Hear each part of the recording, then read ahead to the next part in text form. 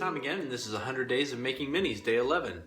I'm going to show you what I worked on yesterday while I was recording on the Skirmish Supremacy podcast. I hope everybody will go over there and check those guys out. They have a great back catalog of, like a year's worth of weekly episodes. So check it out. It's a great place to learn about indie miniature creators. So anyways, I'll show you what I was working on yesterday, and I had a really great and productive day today.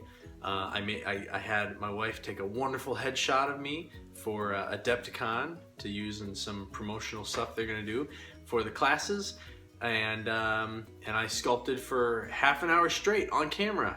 I usually break it up a lot more, so I felt very good about that, and I'm almost done with the little princess miniature I've been working on. So I'll take you over here, show you what I've been doing. Okay, so like I said, I was recording a podcast yesterday, and it was a very full day, so I ended up doing my half an hour during the show throughout. First thing I started working on here was I've got these precast armatures I'm working on, and so I worked on getting him posed up and just started putting a small initial layer of green stuff.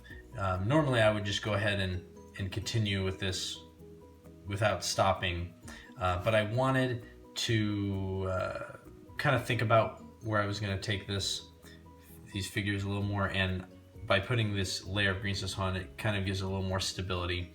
That's why I left it free here though, because these will be more thinner appendages as I'm working on it, and it's not load-bearing material, so to speak, like the legs are. So that's good, that's ready to go. This guy is something I started a long time ago, ended up with some extra putty left over, and so I just put a little on his back. Hopefully you'll see more of him soon. And the last thing I did is I made two armatures. They're actually for the same character, but I wasn't entirely sure what size I wanted to make her, so I made two, and I'll probably go with, I can't tell the difference right now. They're slightly different in height. Probably this one, I think. All right, so and now I'll show you what I worked on today. Tonight, in my work on this, I was focusing on trying to get in, do some last minute, smoothing on the body of the unicorn pony, and then trying to make sure that I got in some of the big details, like the eyes on both the unicorn and the little girl.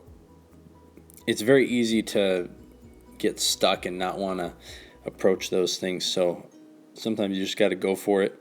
And for me, once I get those done, it really helps me move on with the figure. There's something about not having the face finished that makes me feel like there's just a long way to go still. So even if and that's a great thing about polyclay, even if you leave it kind of rough, just having those major elements in place and to be refined later really help that out. My plan is to do one more, half-hour session.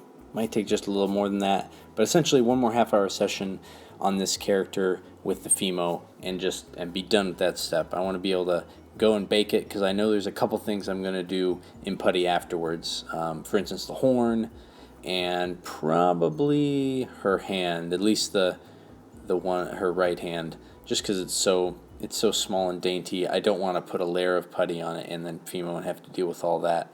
I'd rather just have to deal with it in one layer of putty. So, but once that's there, I'll get to move on to some new things. I'm excited for that. All right, well, I'm going to see y'all tomorrow, but I'll leave you to watch just a little more of this as it zips on by super fast.